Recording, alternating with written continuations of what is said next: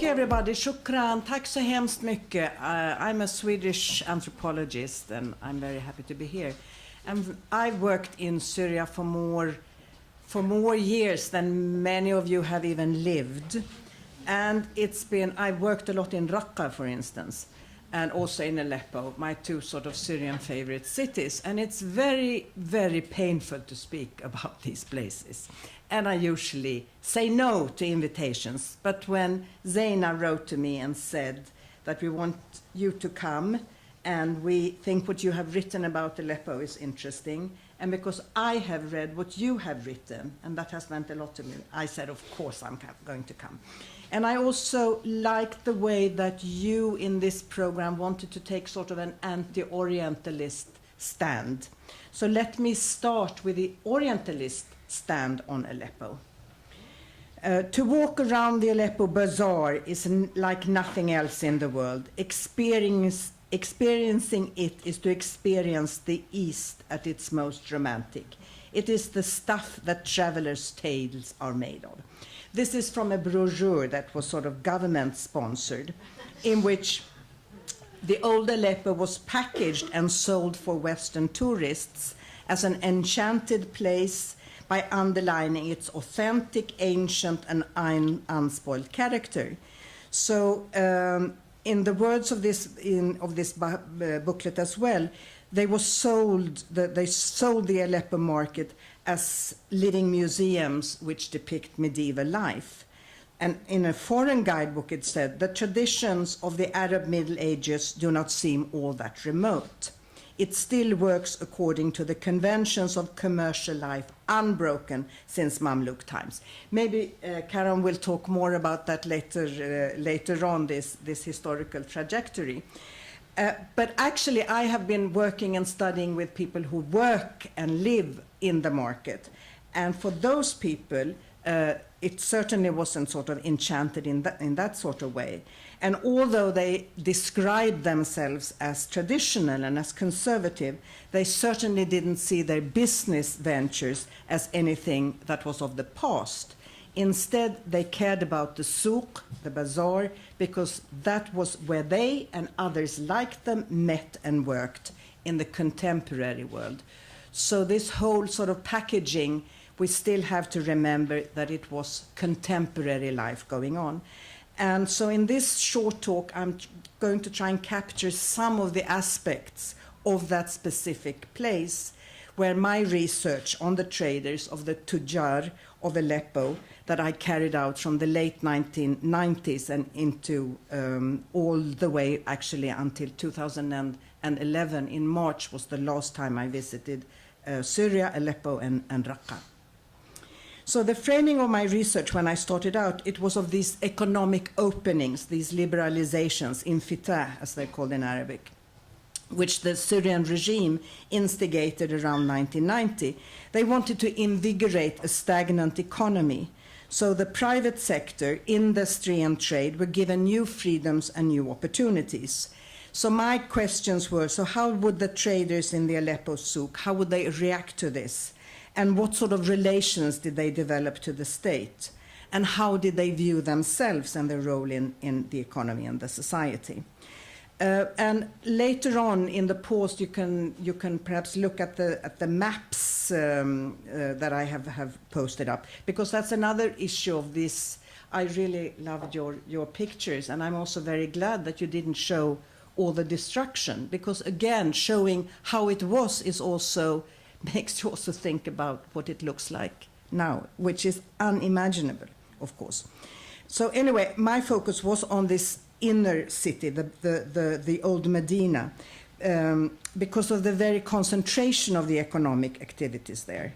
But also, obviously, it had links to other parts of the city. So I think that we will hear later on today or tonight, we will hear more about the history and the urban development by Karam later on. But I want to underline now here, and we can discuss more later, some very important and relevant issues. We already heard that Aleppo was actually the economic center of modern Syria.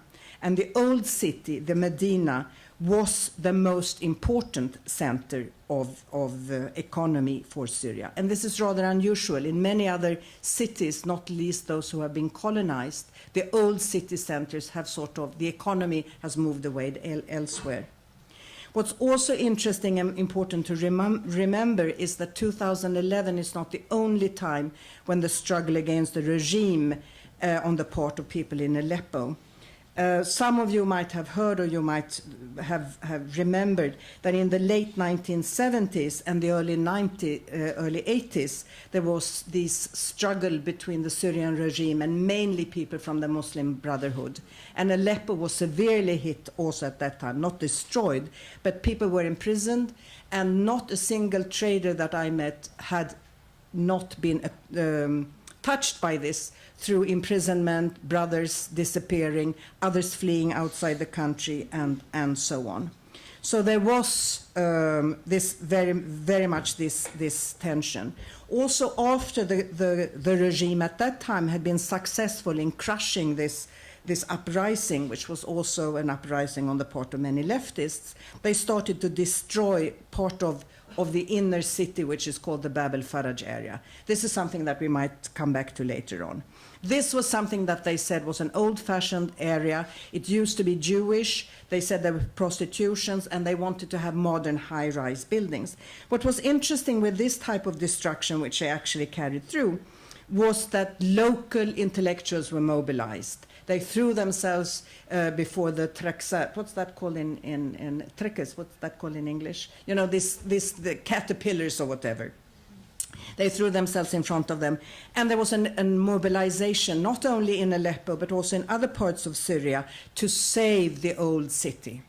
And actually, later on, new winds were blowing in Syria. There were politicians who started to be a bit clever and said, let's do something else. So in 1986, the old city of Aleppo became part of the UNESCO's World Heritage List, and a project of rehabilitation of the old city also started, very much with outside support, mainly from the German GTZ.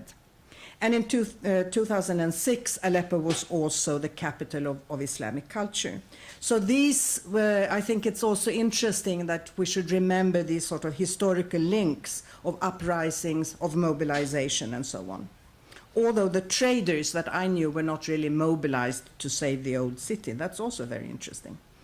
Another very important facet of Aleppo is that it has moved from the old city of Aleppo, it has moved from being a multi-religious and multilinguistic place to much more culturally homogeneous, where the old city, where the Souk was dominated by what you can call Sunni conservative. That's also how they describe themselves. So we are conservative, and we also fear God, khawf Allah. What's also quite interesting is, of course, that this was a very male space in terms of the traders themselves, and quite a lot of female customers in certain souks. And so there was also, for many of the people I worked with, there were also very, very special gendered underpinnings of being a trader and of being a man in that part of Aleppo. Another issue of great importance is the relationship between Aleppo and its hinterland. That's also something that we noticed in the uprising. The economy of this place also was very much dependent on selling to the rural hinterlands. This was very important for the Medina, and there were mutual links forged between villagers who came in, very many of them, to buy lots of things and then to resell it in their villages. But there was also urban links, and of course to other parts of Syria. Aleppo was cut off from its sort of traditional economic links after independence. Aleppo had lots and lots of trade towards what's today's Turkey and what is today's Iraq. And with the creation of modern Syria, Aleppo was sort of cut off from these links, but tried to revive them, and did revive them when this was also possible. And what is also interesting is that many of the traders no longer actually lived within the old city, within the old walled that used to be a walled city. They had become better off. They had moved out of what they felt to be old-fashioned houses, into which rural villagers instead came in, or the more poor people. And their own wives very seldom shopped in the old city of the Medina. So in a sense, although it was such an important economic place, it was also in many ways a tourist place for some Syrians, and also for other Syrians who came to visit, because of course Aleppo was famous not only for Western tourists but also for Syrians. The citadel was the most visited place of tourism in all of Syria. Aleppo was also greatly benefited, or the Aleppo traders greatly benefited, when the Soviet Union fell, and many traders started to come to Aleppo, especially female traders from the Central European new independent nations. So this was an upsurge where you suddenly saw Russian signs all over Aleppo. So this was very important for the economy in the late 1980s until the mid-90s. And it was also interesting for me to hear about the relationship between these mainly female so-called Russian traders. They were called Rusiat, although they were from Uzbekistan and Azerbaijan and Kazakhstan and so on. And I think that it was also important because it created new kinds of links, some of which had already been established during the Soviet era, where many people in Syria did studies within the Soviet Union. And these relationships to Bulgaria, to Romania, also to the Central Asian republics were important then later on, that the traders latched onto. And in the 21st century, there were also more openings because of these increasing liberalizations, an opening of imports from China, which also affected the Aleppo market, the Aleppo Souk, tremendously in the last decade, where some traders gained by importing and by traveling to China and buying cheap consumer goods, but where the industrial sector of Aleppo and also other parts of Syria was severely hit and went out of business.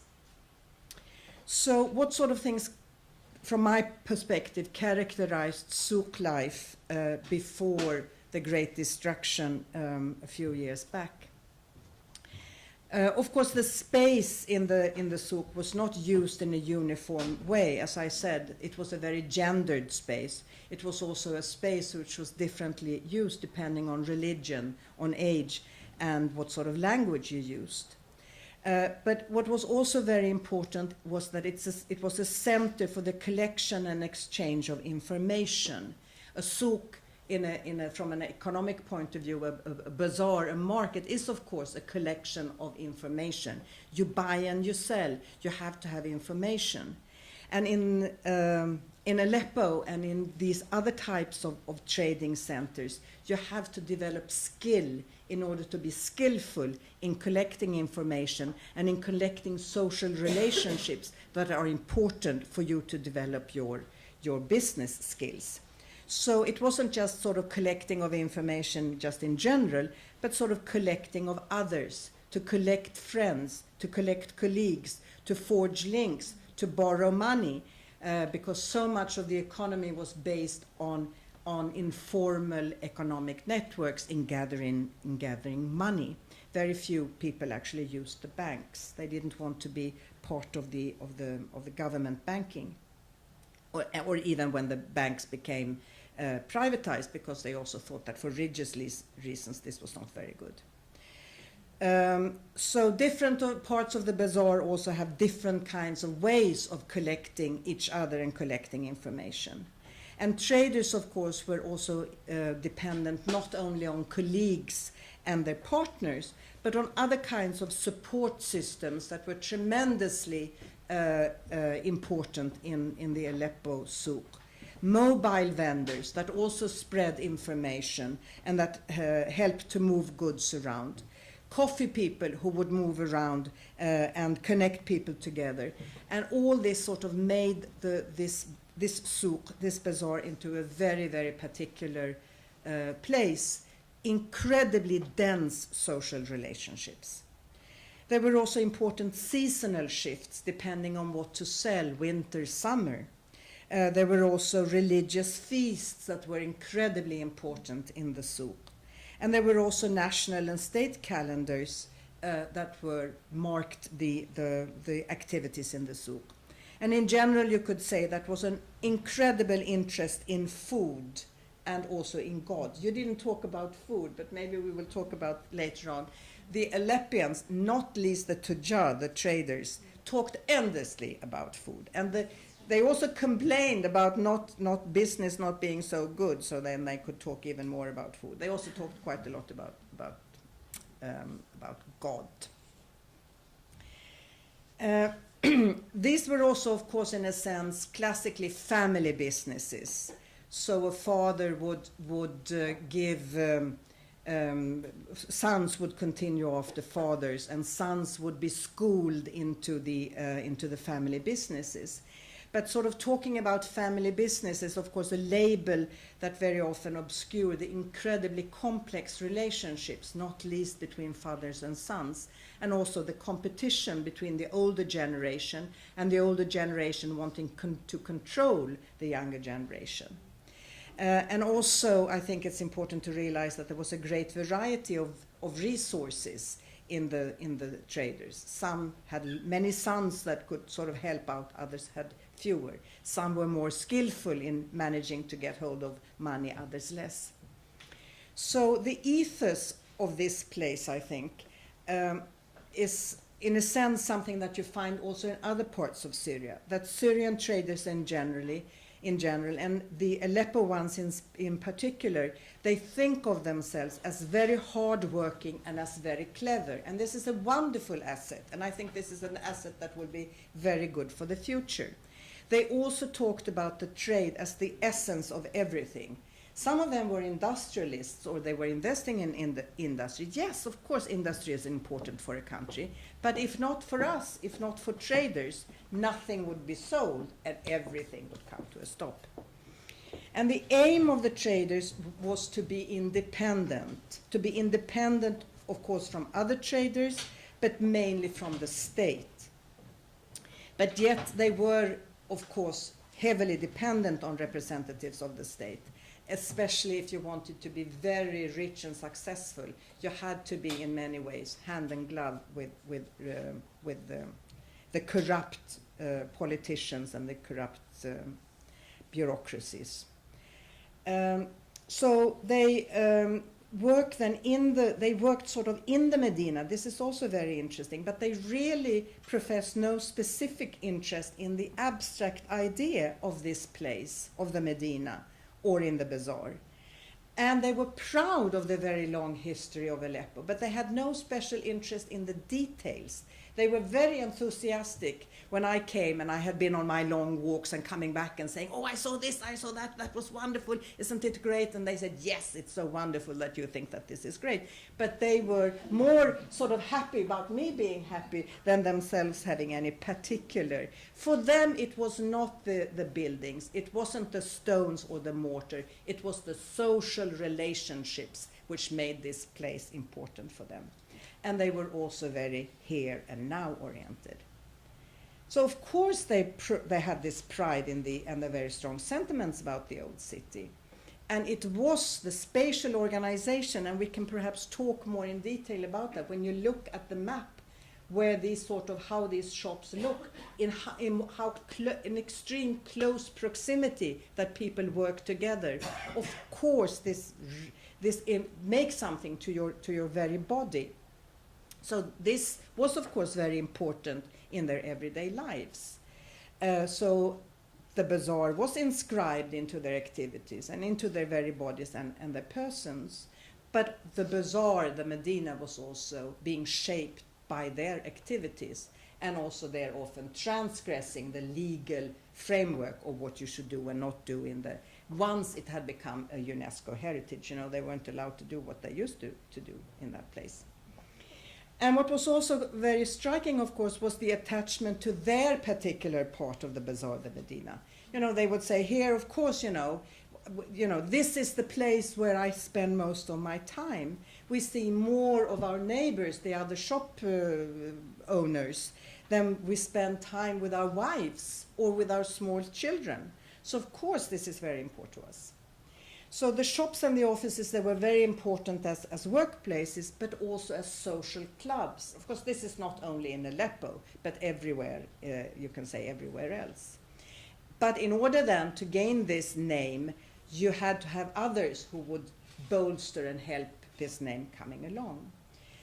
So you couldn't, going around boasting and saying I have a very good reputation. That's not the right strategy to become a trader. It wasn't the right strategy to become a good trader in Aleppo, and I think it's not a good strategy anywhere.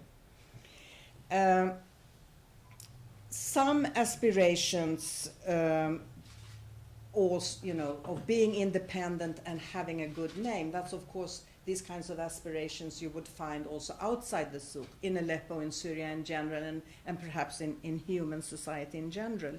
The Aleppo traders were sometimes talked about by others as if they were a species of their own, but they certainly were not. They had multiple links with everybody else, and that sort of bizarre culture reflected, of course, values that were around elsewhere. But unlike very many other people in Syria, until the uprising, they had resources that differed greatly from many others. They really profited from this expansion of the private sector. But they were also globally connected. And I think this combination of very much being locally rooted and also what I characterize them as parochial was combined with these global connections. And I felt that they took, in a sense, and I think your picture there, they took Aleppo with them wherever they went. So they would say that our kind of culture, our ثقافتنا أحسن ثقافة, our food is the best food. Our women are the most beautiful. We have the nicest social relations everywhere. I think that's also an asset for the future, to have this confidence in yourself, and the confidence that where you come from is also something that's good. And of course we should realize that it's not a paradox to be globally connected and to have global aspirations and wanting to be part of the global economy and these parochial ambitions and sentiments. So they were in that way able, I think, to create a very, very flexible and overlapping homeland. So they had this limited homeland, Watan in Arabic, which was their souk or their quarter, or perhaps, Aleppo. They also had a political homeland, which was the Syrian nation state, which they felt very ambivalent about and constrained by, but they also had a hard time escaping it from, even when they were abroad. And finally, they had this extended homeland, which was imagined. And sometimes this imagined homeland, this extended homeland, was of vast proportions because it consisted of all their links that they had to outside Syria. And I think that having this ability of these overlapping homelands, I think that that's also will be, something which could be thought of as a great asset for the future. It was at least an asset earlier, and perhaps we also have an opportunity to later on talk about the future. So thank you very much.